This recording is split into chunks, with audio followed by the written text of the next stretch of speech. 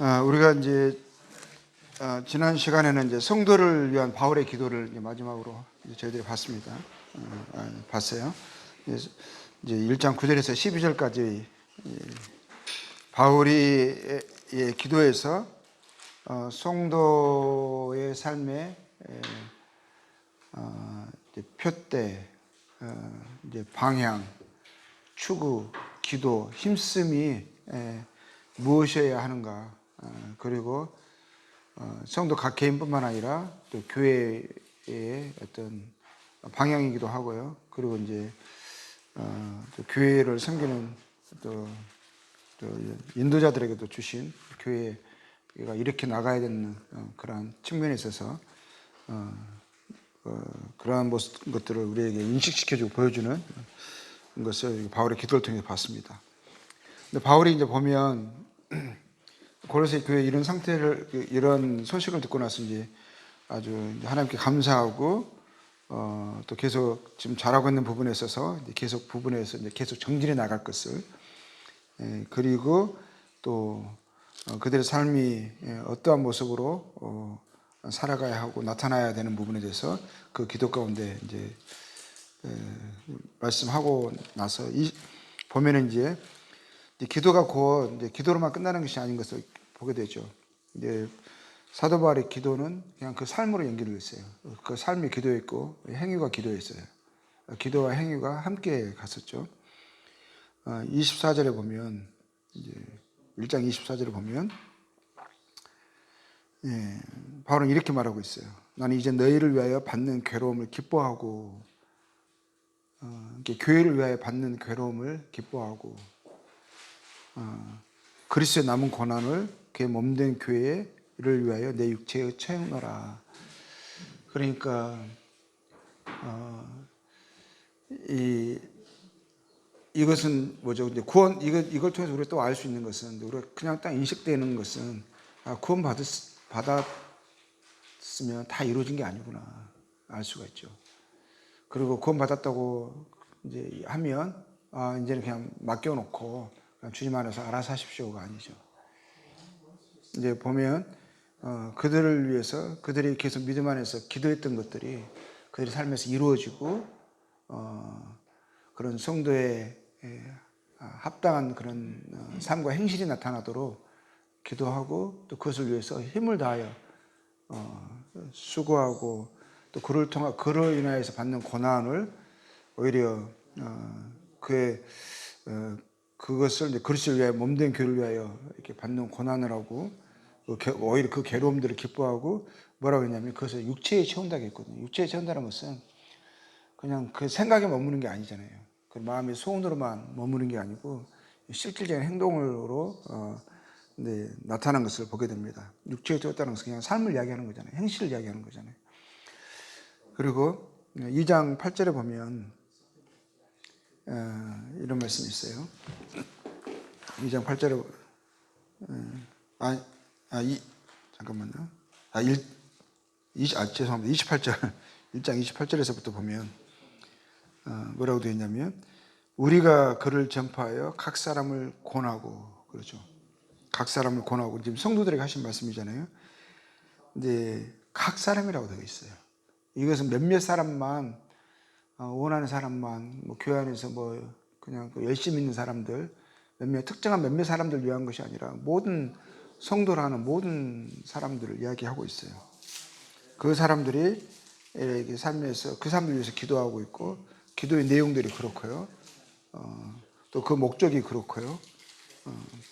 그래서 그것을 이룰 수 있도록 이제 권하는 것을 보게 돼요. 권한다. 그리고 모든 지혜로 각 사람을 가르침은, 각 사람의 가르침을 받는 거죠. 가르침을 받아야 되는 거거든요. 그리고 배워 나가야 되는 거예요. 배워서 자라나가야 돼요. 신령한 지혜와 총명에서 자라가야 해요.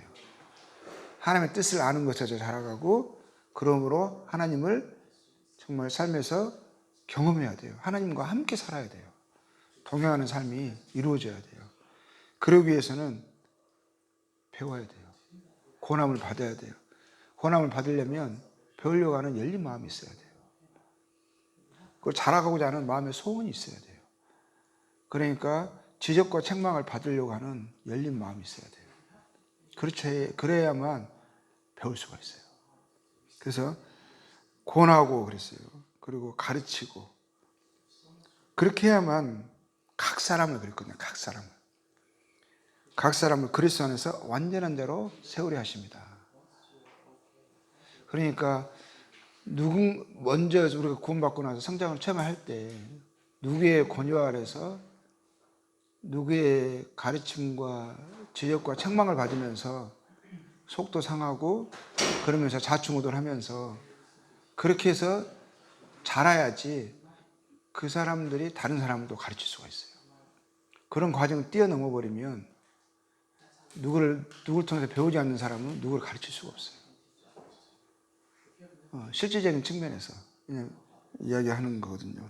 그렇게 해야만 우리가 완전한 자로 이게 우리가 주님 안에서 구원받아서 복음을 듣고 은혜를 깨달았어요.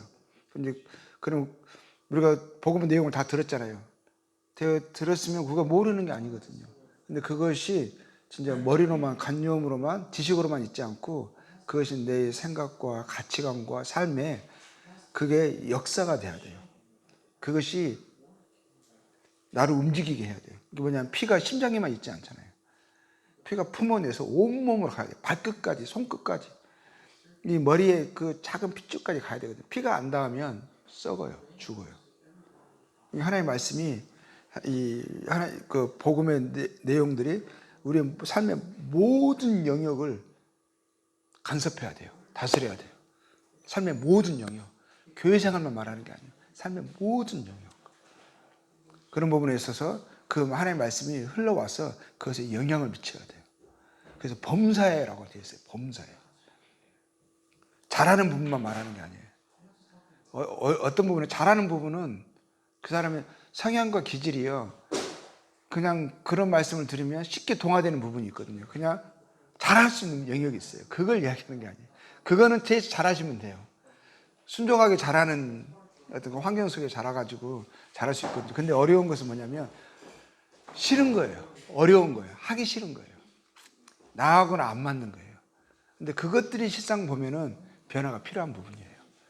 그런 부분 누가 지적하면 기분 나쁘거든요. 변화를 요구하면 싫거든요. 왜냐하면 근데 싫다는 것은 어렵다는 것은 지금 나에게 가장 필요한 부분이라는 뜻이에요. 왜냐하면 그 부분이 성장되면 지금 이게 잘하고 있는 부분이 있는데 그 부분이 부족한 거거든요. 이게 채워질 수가 있는 거거든요. 근데 만약에 그 부분이 계속 부족한 대로 남아 있잖아요. 그럼 여기 컵이 물통이 있는데 이쪽이 가득 차 있는 이쪽은 낮기 때문에 물이 완전하게 충만하게 채워질 수가 없어요. 왜냐하면 이쪽은 다 흘러버리거든요. 물을 채울 수가 없어요. 근데 그래서 범사에라고 되어 있고, 그래서 우리가 이러한 고난과 가르침을 통해서 완전한 자로 세움을 받는다 이렇게 되어 있거든요. 그리고 2장 1절에 보면 이렇게 있어요. 내가 너희와 라오디게아에 있는 자들과 물은 내 육신의 얼굴을 보지 못한 자들 위하여 뭐라고 되어 있냐면 얼마나 힘쓰는지 그랬거든요. 너희가 알기를 원하노라. 그러니까 그리스도인의 성장, 복음에서 자라가는 것, 이것에 대해서 수고와 고난과 이런 것들이 얼마나 요구되어지는지를 볼 수가 있죠. 이거는 각 개인에게도 마찬가지예요. 각 개인에게도. 이거 바울은만 가르치는 사람, 인도하는 사람만 그런 것이 아니라 세상 보면은 모든 사람들이요 성장해야 돼요. 이제 그 영역이 얼마나 중요한지를 그 사도 바울이나 이 사도들의 삶을 통해서나 이 가르침을 통해서 면밀히 드러나고 있어요. 이것을 관과하면 안 돼요. 그래서 이거는 계속 들을 수밖에 없어요. 그래서 사도 바울이 보면 2장 23절에서 보면 뭐라고 되어 있냐면 자신을 복음의 일꾼이라고 되어 있어요. 그렇죠? 그리고 복음을 들었죠. 우리가 복음의 내용에 대해서 다시 한번 골로새서의 말씀을 통해서 우리가 들었습니다. 우리 복음 내용은 다 알고 있어요. 이것에 대해서 우리가 정말 숱하게 들었어요. 우리처럼 복음의 내용을 명확하게 알고 있는 사람들이 한국 기독교에도 그렇게 흔하지는 않아요. 정말 우리는 매주 만찬을 띄고 있기 때문에 이 복음의 내용에 대해서 매주 숙지하고 있어요. 그리고 감사하고 있고 찬양하고 있고 잘 알고 있어요. 근데 그래서 우리가 이 복음의 소망에서 흔들리지 않아야 되죠. 이 복음의 생활이 더 견고해지고 아는 지식에서 머무는 것이 아니라 그것이 나의 삶의 실질적인 능력과 영향이 되어져야 하는 거죠. 그래서 기쁨과 감사가 우리 삶에 그냥 특징이 되어져야 하는 거예요. 기쁨으로 모든 견딘과 오래 참음, 그리고 하늘의 소망으로 인하여서 우리가 감사하고 기뻐하는 것들이 우리 삶의 특징적인 요소가 되어져야죠. 좋을 때만 기뻐하는 것이 아니라 정말 살아있는 진정한 의미의 기쁨은 힘들 때예요. 어려울 때예요. 그때 그것이 우리로 하여금 주님을 바라보게 하고 그분이 나에게 약속하신 소망이 실제가 되게 하거든요.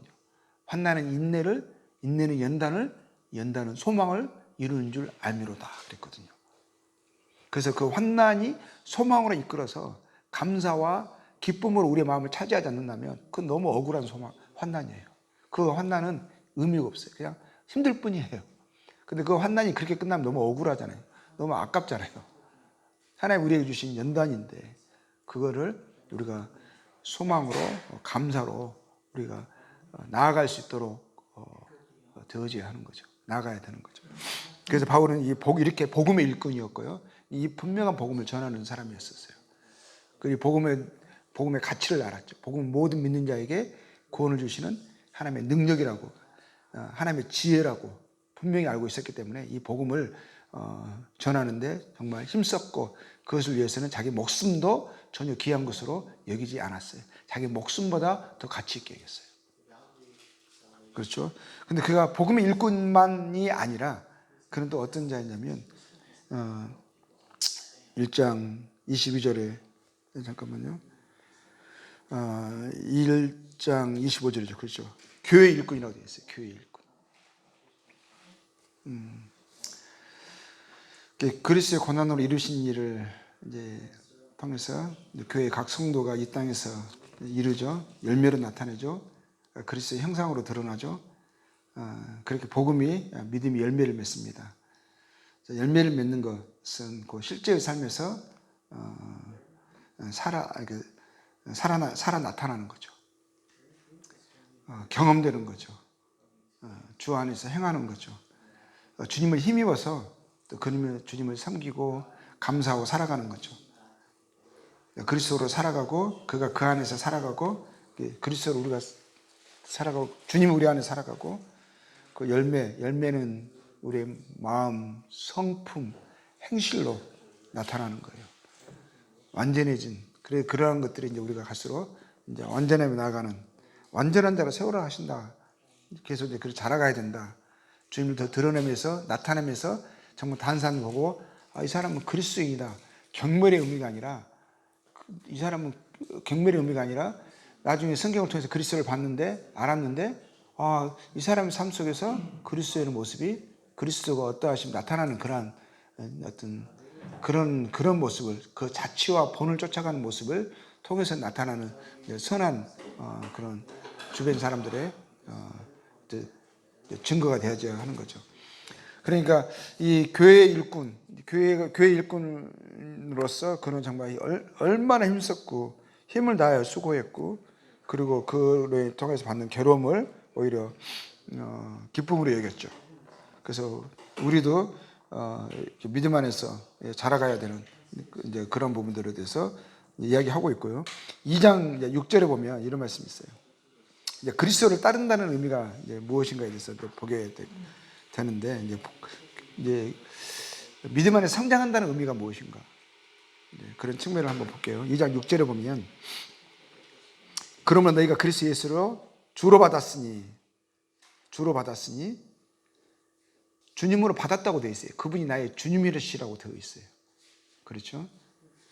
그 안에서 행하되 받았으면 행하는 게 나오죠.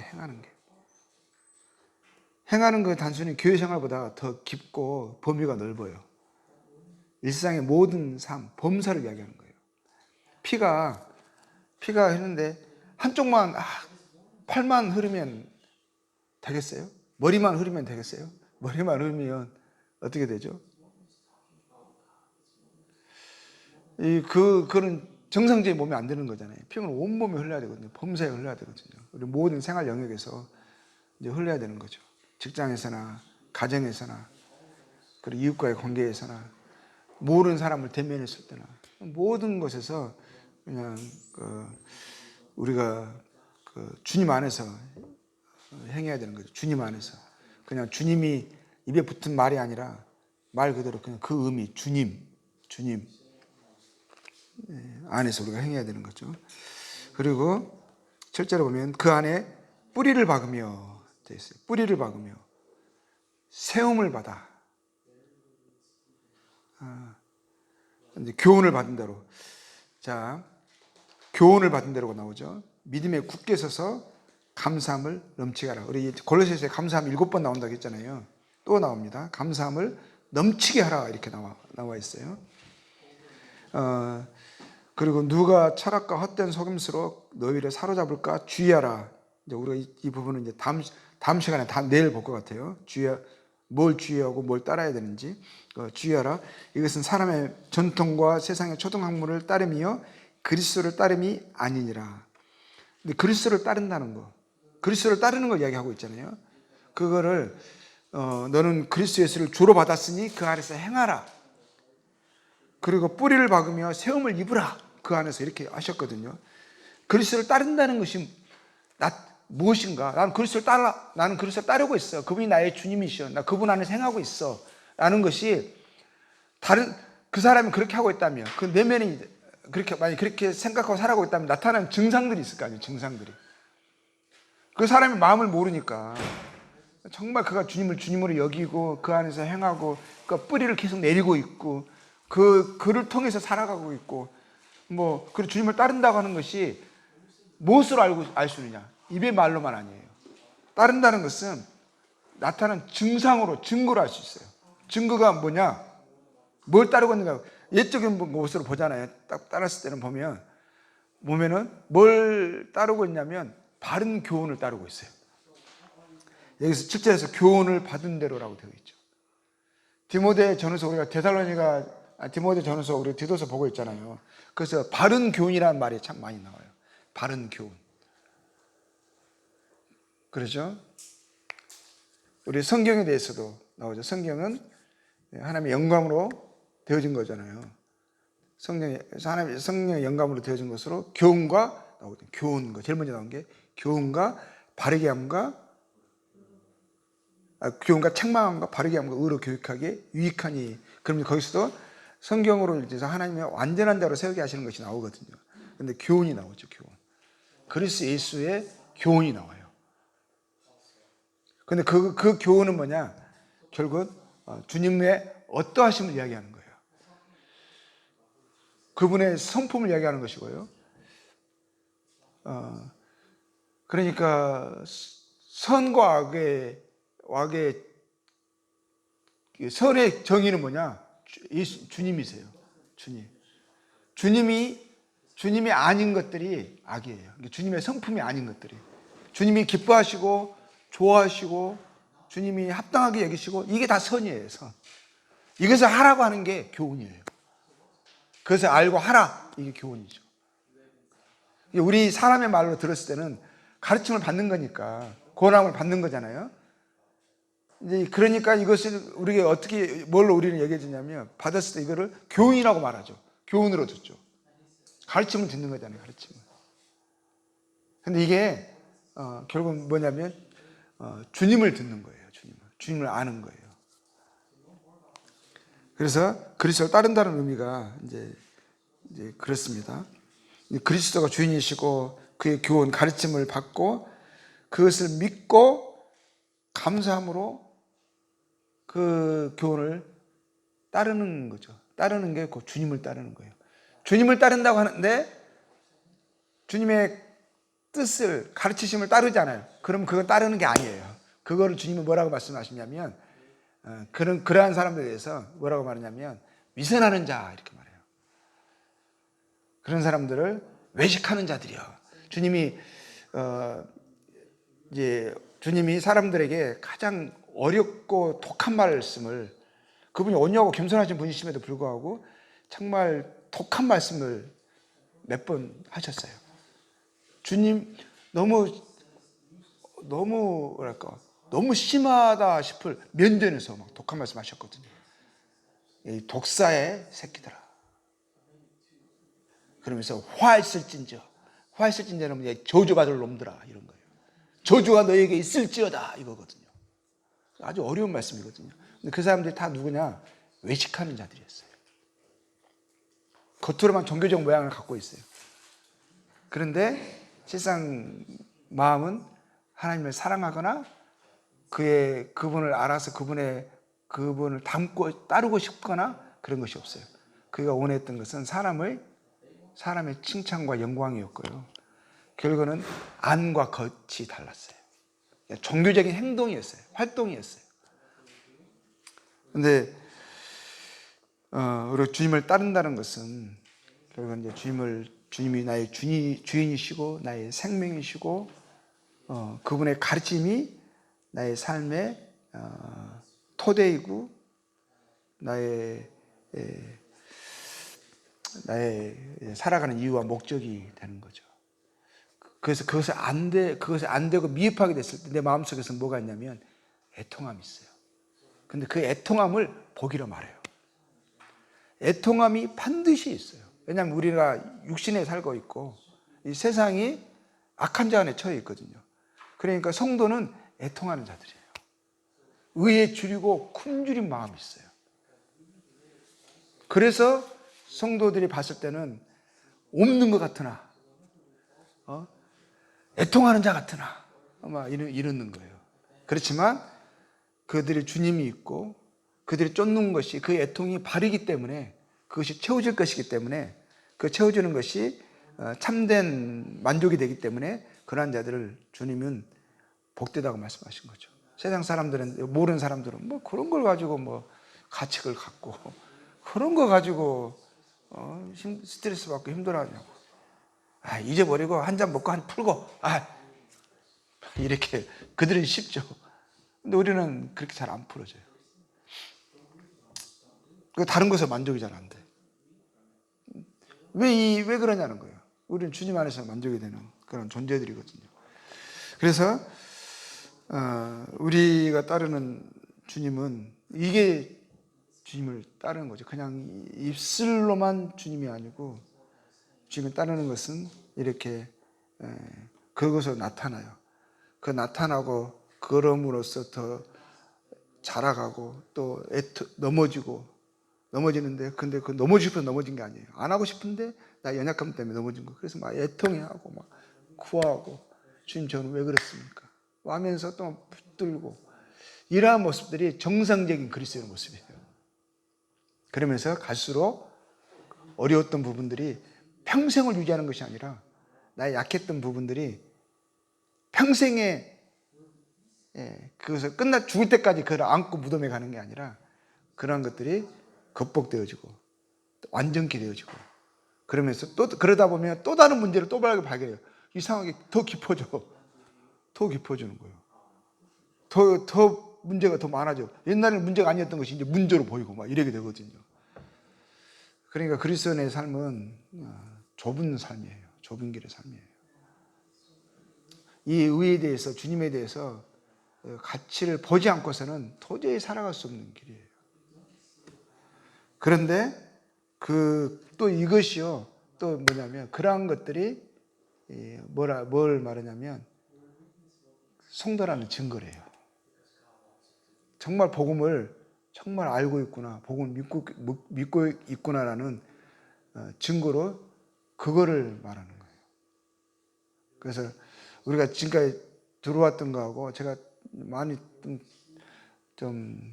저도 그렇게 알고 있었거든요. 저도 처음부터 그렇게 한 게 아니에요. 저도 그렇게 살아왔어요. 저도 뭐 몸에서 구원받고 그것 때문에 그렇게 살아왔잖아요. 평생을. 그리고 복음 전해서 얻은 사람도 많고 그렇게 해서 교회도 뭐 몇 개 세웠고 막 이러잖아요. 근데 그 과정 속에서 많은 이제 문제들, 되어지지 않는 것들, 사람들을 만나면서 주님이 그런 부분에 있어서 계속 지금까지 이제 어떻게 보면은 가르쳐 주셨고 확증하셨고 또 그것을 더 이렇게 이야기하신 것들을 하는 거예요. 근데 뭐 별반 다를 것은 없어요. 복음 똑같이 이야기하잖아요. 예. 근데 그리고 믿는 걸 똑같이 이야기하잖아요. 근데 알고 믿는 것이 그게 이제 얼마나 더 고상하고 고귀하고 이런 것들 이야기하는 건데, 자가 이제 우리가 믿는 주님에 대해서 알 필요가 있어요. 그분은 누구신가? 골로새서 말씀하신 이제 부분을 가지고 좀 더 우리 주님을 따른다고 하잖아요. 주님을 따르는데 우리가 따르는 그분은 이제 골로새서 말하고 있는 부분은 이제 에서 보면 1장 13절에 또 그분은 하나님의 사랑하시는 아들이시고요. 하나님의 사랑하시는 아들, 사랑의 아들의 나라라고 하잖아요. 그리고 그 나라의 왕이세요. 예수님이 주권과 통치권을 가지고 계세요. 그분은 모든 만물 위에 머리이세요. 교회의 머리이세요. 그리고 그분은요, 15절 볼게요. 1장 15절. 그는 보이지 아니하는 하나님의 형상이요 라고 했어요. 모든 피조물보다 먼저 나신 이시니 만물이 그에게 창조되되 하늘과 땅에서 보이는 것들과 보이지 않는 것들과 혹은 왕권들이나 주권들이나 통치자들이나 권세들이나 만물이 다 그로 말미암고, 보세요. 여기서 그를 위하여 창조되었고 또한 그가 만물보다 먼저 계시고 만물이 그 안에 함께 섰느니라. 18절까지 읽을게요. 그는 몸인 교회의 머리시라.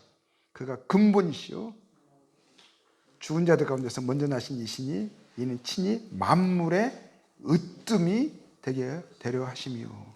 이렇게 되어 있어요.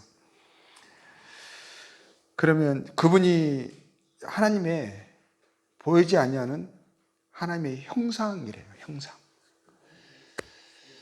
형상이라는 말은 하나님의 형상, 하나님의 어떠하심에 대해서 집약된, 그러니까 밝히 나타난, 그러니까 하나님의 본체의 실상을 보여주는 그 형상이 이제 그 하나님의 사랑하시는 아들이신데, 이 아들은요 하나님에게서 나셨어요. 모든 피조물들은 하나님에 의해서 창조되었어요. 만들어졌어요. 그러니까 하나님이 태초에 천지를 창조하셨잖아요. 이제 모든 피조물들은 태초 이후에 되어진 거잖아요. 근데 이것들은 만들어졌어요. 피조된 거예요. 근데 그 전에 하나님만 계셨는데, 그 전에 영원전이잖아요. 영원전에 하나님이 먼저 만물을 만드시기 전에 뭘 하셨냐면, 어떤 일이 있었냐면 아들이 나셨어요. 아들은 만들어진 게 아니에요. 나신 거예요. 태어나신 거예요. 그렇죠? 그러니까 이제 그 말씀은, 그래서 그분을 창조되셨다고 말하잖아요. 나셨다고 말해요. 그러니까 하나님에게서 나온 거예요. 나왔어요. 근데 그 만물을 창조하시기 이전에 이제 하나님에게서 먼저 나셨다고 되어 있어요. 모든 피조물보다 먼저 나신 이시니, 그 먼저 나셨다고 하는 그 표현이 먼저 만들어진. 근데 이런 것은 여호와 증인들아 이런 사람들은 이 말을 오해해 가지고 피조물보다 먼저 나셨네, 먼저 만들어졌네, 이분도 피조물이야, 이렇게 생각을 이 말씀을 가지고 오해를 하거든요. 그런데 그분이 먼저 나셨다. 그분이 이제 나셨다라는데, 예를 들면 하나님인데 뭘로 나셨냐면, 먼저 나타난 말씀으로 나셨어요. 안에 있는 하나님이 나타나셨어요. 안에 하나님이 나오신 거거든요. 형상으로 표현된 거거든요.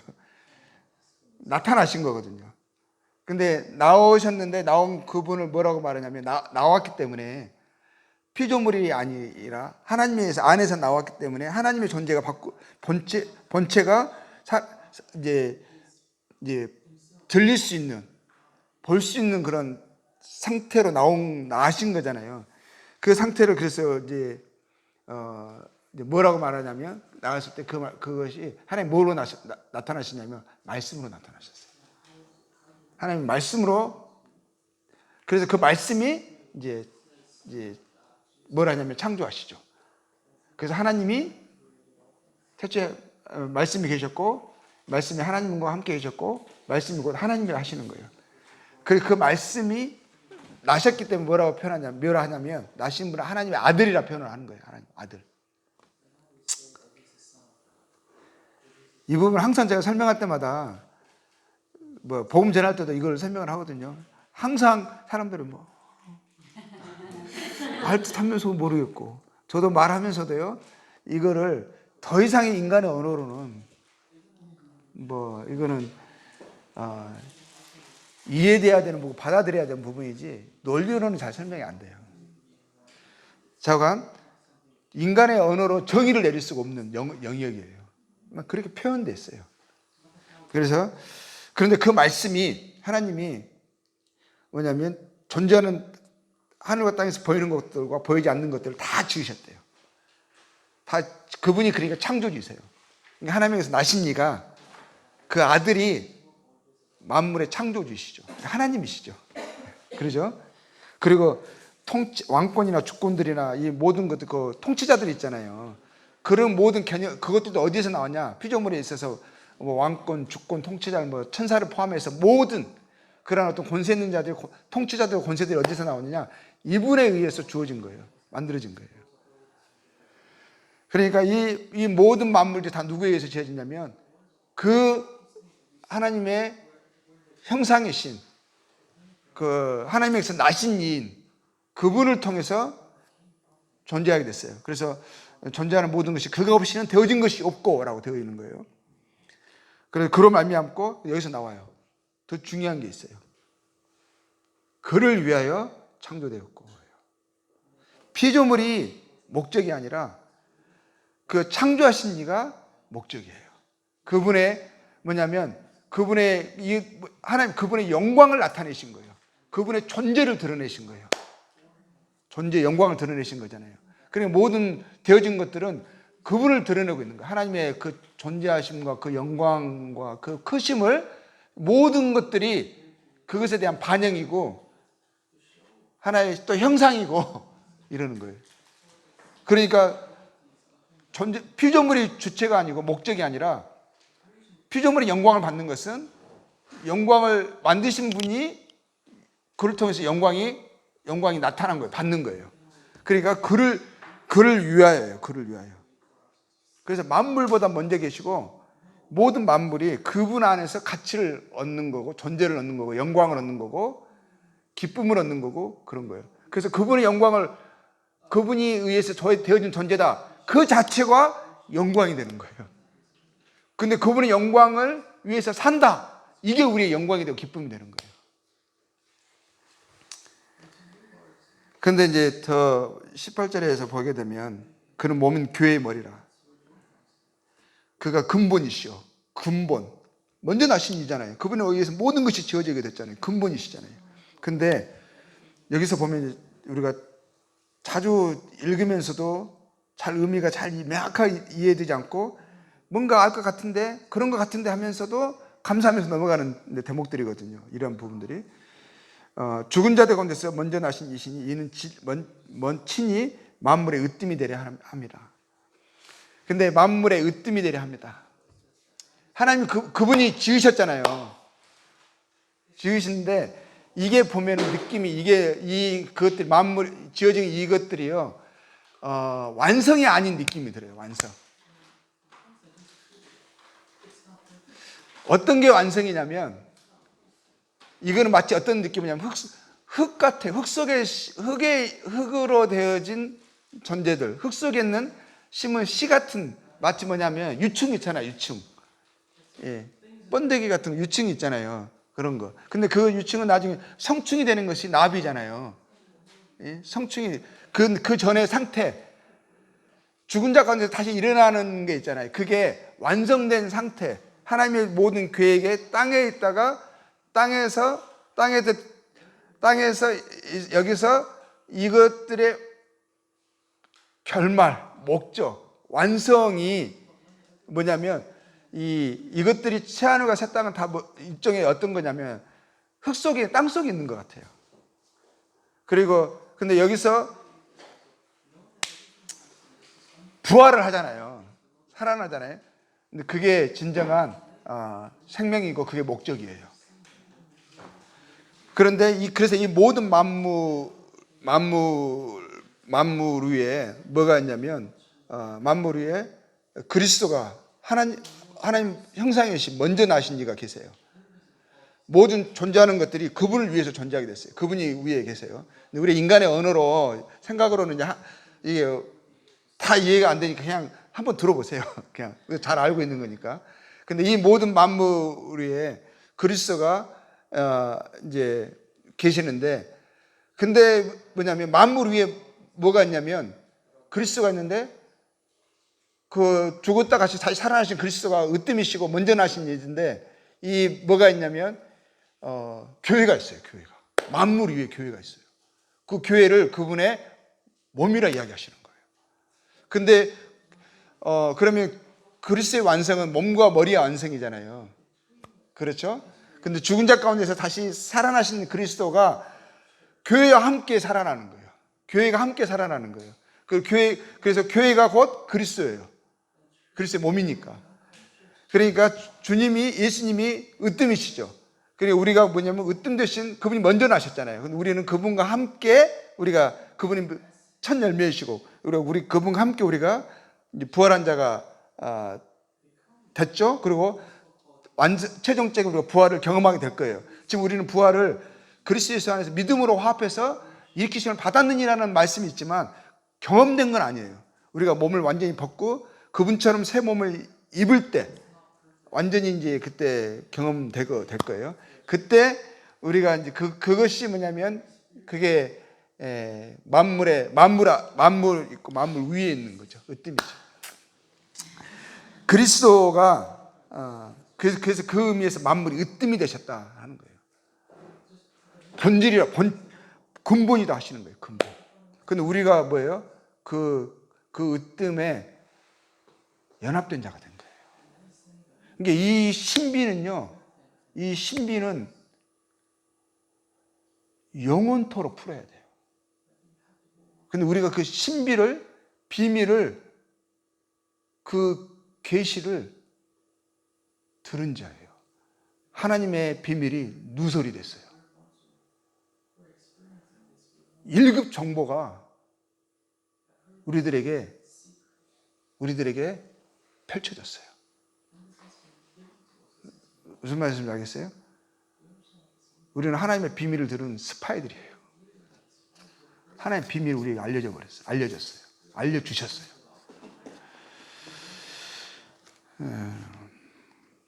그러니까 우리는 주님이 그 만물 속에 포함이 되셨고 또 이렇게 만유 안에 있고 그분이 만유이시고 만유 안에 계시다 그 말씀입니다. 이 만유를 그분이 피조물을 그분에게 그 영광의 상태, 으뜸의 상태에 이제 이렇게 우리도 나중에 지금 현재 유충의 상태인데 번데기의 상태인데 유충의 상태인데 나중에 성충이 돼서 그분과 함께 우리가 영광의 창세전에 가지셨던 그 영광의 계획 속에 다 완전히 우리가 이렇게 이르게 되어지는 그런 것을 우리가 보게 될 거예요. 자, 1장 19절 볼게요. 아버지께서는 모든 충만으로 예수 안에 거하게 하시고. 자, 이 말씀이요. 실상 엄청난 말씀이에요. 육체에 있는데 보세요. 하나님이요. 우주가요. 우리가 우주의 크기만 보더라도요. 우주의 크기가 제가 이번에 얼마 전에 청년들하고 이제 하면서 우리가 같이 이제 교제했던 것이 있는데 우주가요. 몇 년 전만 하더라도 몇천만 개, 몇만 개, 그러다가 나중에는 조금 지나서 몇 천억 개, 제일 많이 한 몇 년 전에 나온 2천억 개 이렇게 나왔거든요. 은하계. 우리 은하계의 별들이 1,000억 개가 넘어요. 은하계 끝에서 간다는 것은 빛으로도 몇백 광년을 가야 돼. 근데 은하계만 이야기하는 거예요. 은하계. 근데 이 은하계가 우주에 예전에는 한 2천억 개 정도 된다고 했어요. 근데 그것도 허블 망원경이라는 첨단 우주 전체 관측 망원경이 과학의 발달로 거듭거듭 이거 개량되고 발전돼 가지고 좋은 것이 나오면 나올수록 안 보였던 것들이 보이는 거예요. 안 보였던 것들이 보여요. 근데 그 최종적 몇 년 전에만 나온 것만 해도 2,000개예요. 2천억 개였어요. 2천억. 그것이 얼마나 큰지 감도 잘 안 와. 2천억 개였는데 지금은 그 한 5년 전에만 하더라도 또 망원경이 또 개발이 된 거예요. 더 좋은 망원경이 나왔어. 근데 그들은 뭐라고 말한 줄 알아요? 2조라고 그래요. 2조. 은하계의 수가 2조. 근데 그것도 뭐라고 말하는지 아세요? 망원경이 관측 가능한 우주 이야기예요. 관측 가능한 불가능한 지역이 얼마나 많은지, 얼마나 큰지 상상할 수가 없어요. 우주는 그래서 빅뱅 이론이 왜 나온 줄 알아요? 빅뱅 이론이 우주가 계속 커나간다는 거, 팽창한다는 거예요. 근데 보니까 망원경 발전하니 여기 있던 별이 우주 은하계가 더 뒤로 밀려나 있어. 보니까 더 뒤로 밀려나. 아, 우주가 계속 팽창하는구나 해가지고 빅뱅으로 한 거거든요. 근데 우주가 그만큼 팽창해서 그런지 원래 그렇게 많아서 인간이 과학이 발달하면서 안 보였던 것이 보여서 그런지 자관. 그런데 누가 이런 표현을 했어요. 은하계 우주 전체를 하나님을 비교한다면 하나님의 주머니 안에 주머니 속에 들어있는 우주 전체가 작은 땅콩이다 이랬어요. 좀 감이 좀 오죠. 그 큰 우주가 하나님의 주머니 속에 들어있는 땅콩 한 조각이래요. 하나를 해요. 근데 그 사람이 또 그런 말 하더라고. 그것도 우주를 상당히 크게 봐준 거라고. 너무 크게 본 것 같다고.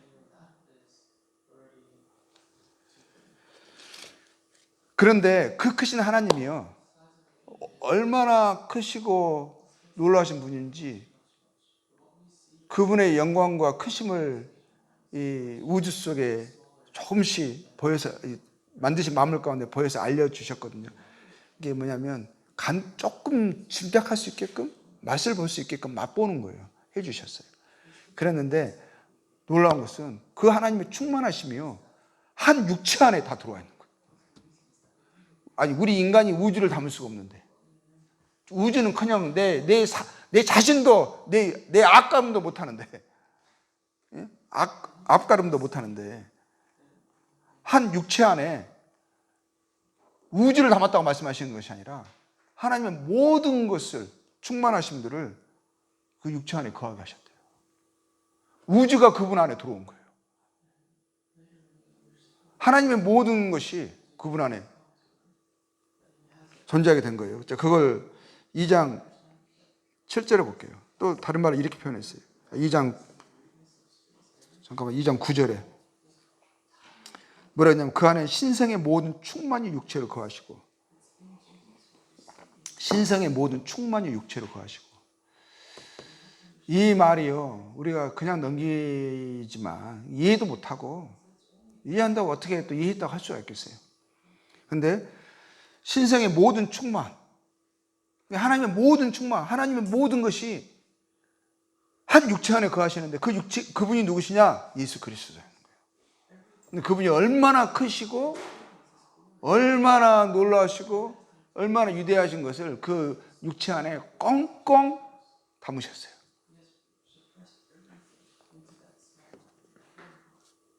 10절 볼게요. 근데 너희도 그 안에서 충만해졌으니 그는 모든 통치자 권세의 머리시다. 그렇죠. 그분이 모든 것들의 머리시잖아요. 그분에 의해서 모든 것이, 통치자 권세들, 주권들, 왕들이 다 그분에 의해서 되어졌고, 그분이 모든 것의 머리이시죠. 근데 이 우주나 이 처음에 지어졌던 모든 것이 다시 다 흙이라면, 그것에서 이제 부활돼서 새롭게 나오는 것이, 그것이 진짜라면, 그럼 이것은 지금까지, 예를 들면 번데기의 그 껍질에 불과했어요. 이 우주, 이 모든 것들이 유충에 불과했어. 무슨 말인지 알겠죠? 그 나비의 집에 불과했어, 집. 설명이 되나 모르겠네요. 나비의 집이라 그래요. 뭐라 그래요? 그 나비의 껍질, 매미의 껍질, 뱀 허물에 불과했어. 허물에. 자, 2장 그게 이제 10절까지 봤고요. 근데 이것이 이 그리스도가 그 그리스도가 우리의 머리시다는 거, 그분이 우리의 구원자시라는 거, 그분이 내 안에 계신다는 거. 보세요. 그분이 하나님의 모든 충만이 그분 안에 거하시는데 지금 우리는 어떤 약속을 받고 있냐면요. 하나님 뭐라고 말씀하시냐면 그분이 우리 안에 거하신대요.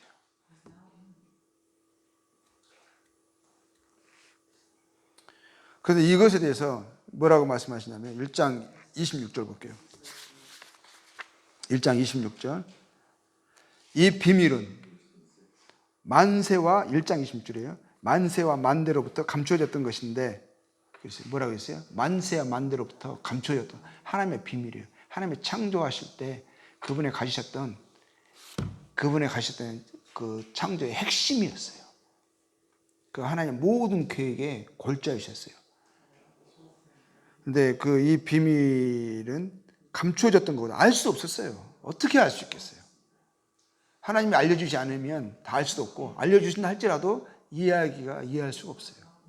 근데 이 비밀이요, 알려졌고요, 그 성도들에게 나타났고요. 하나님의 비밀이, 하나님의 핵심이, 하나님의 모든 것들이, 하나님의 완전한 충만하심이, 본체가 나타났어요.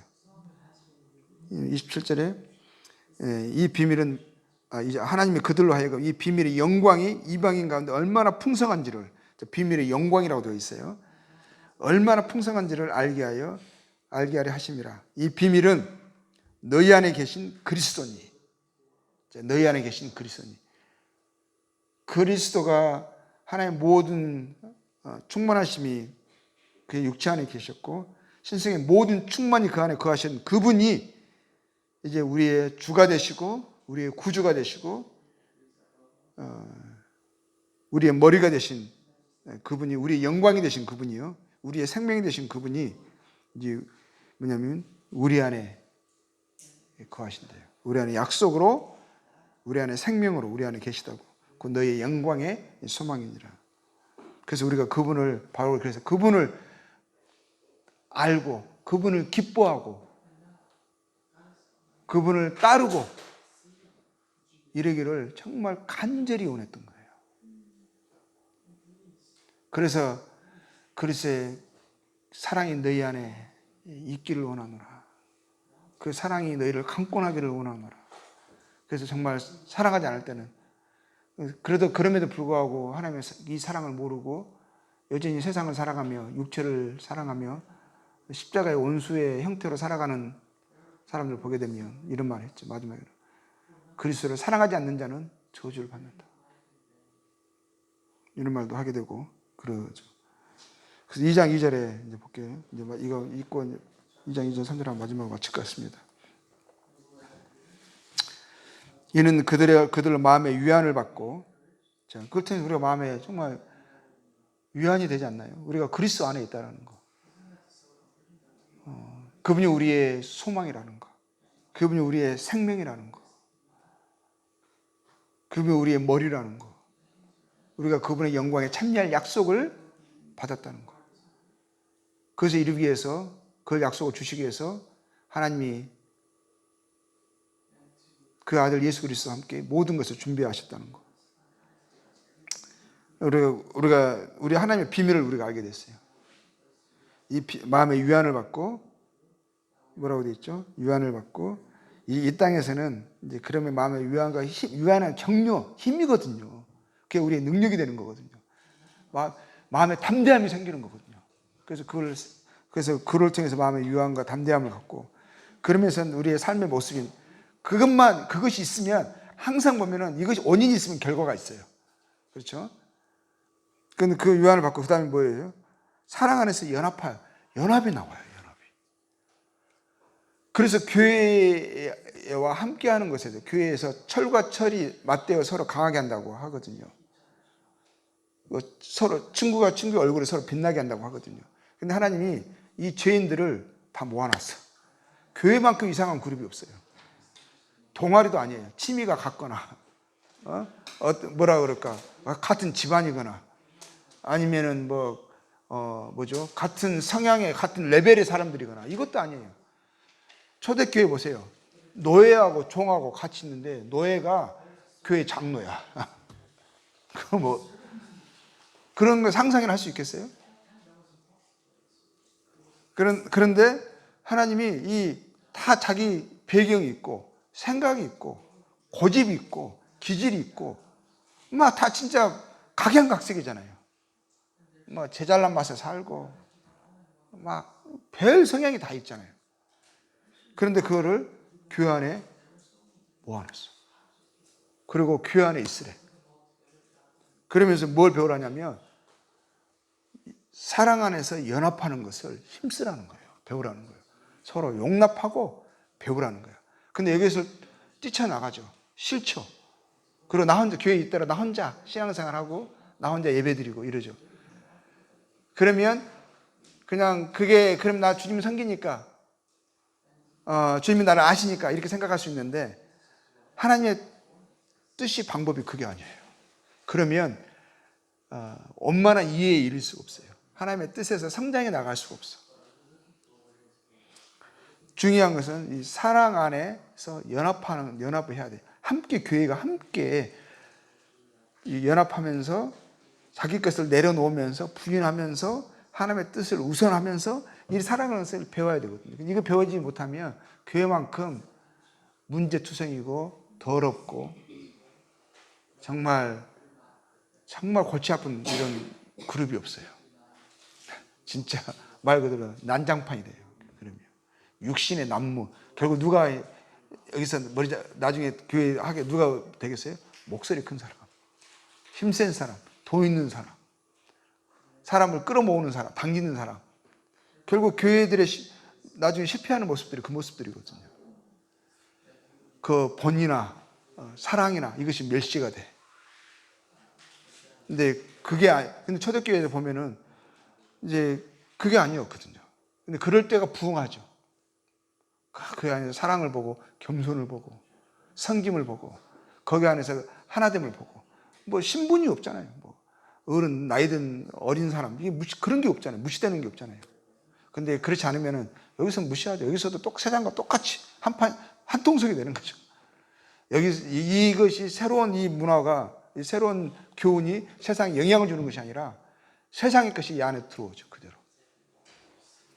근데 뭐라고 해요? 사랑 안에서 연합하는 것. 확실한 이해의 모든 풍성함과, 여기서 이렇게 되어 있어요. 하나님의 비밀인 그리스도를 깨닫게 하랍니다. 하나님의 비밀인. 우리가 이렇게 살아갈 때 그리스도를 더 알게 돼요. 그냥 혼자 성경 공부한다고 해서 알아지는 게 아니에요. 경험되는 게 아니에요. 이게 아는 것으로만 끝나지 않고 경험되는 거 이야기하고, 인격과 성품으로, 행실로 나타나는 것을 이야기하는 거예요. 그것이 완전으로 나가는 거예요. 3절에 보면 그 안에는 지혜와 지식의 모든 보화가 감춰져 있는 거예요. 그 안에서. 그래서 주님을 더 알고 더 사랑하고 그분의 뜻이 우리 속에 역사되어지고, 그것이 우리 삶의 모든 범사에 피가 온몸에 공급되듯이, 안 가는 곳이 없듯이, 안 가면 썩듯이 온몸에 공급되어 범사에 되어지고, 이렇게 해서 이제 우리가 하나님의 사람으로 더 완전한 데 이르게 되어지는 거죠. 그것이 성도를 향한 하나님의 뜻이에요. 그게 바울의 기도였고 바울의 수고의 목적이었어요. 곧 그것 때문에 그리스도께서 죽으셨고 다시 살아나셨고 성도들에게 성령으로 또 우리 안에 거하시면서, 그래서 우리 안에서 이루어 나가시려고 하는 거예요. 우리가 그것을 알고 그것을 동의하고 이루어 나가야만 돼요. 그걸 통해서 우리가 그리스도 안에 속하였다라는 것을 증거하는 증거가 되고, 그것이 우리에게 참된 유익과 기쁨과 만족과 그런 나중에 되어질 확실한 보상이 되는 거예요. 보상. 오늘은 이제 오늘 여기까지 2장까지 하고 맨 마지막은 성도의 삶의 원리에 대해서 골로새에서 나온 것들을 가지고 또 나누도록 하겠습니다. 그래서 골로새서 말씀을 한 번 더 읽어보셔도 좋으실 것 같아요. 예, 감사합니다.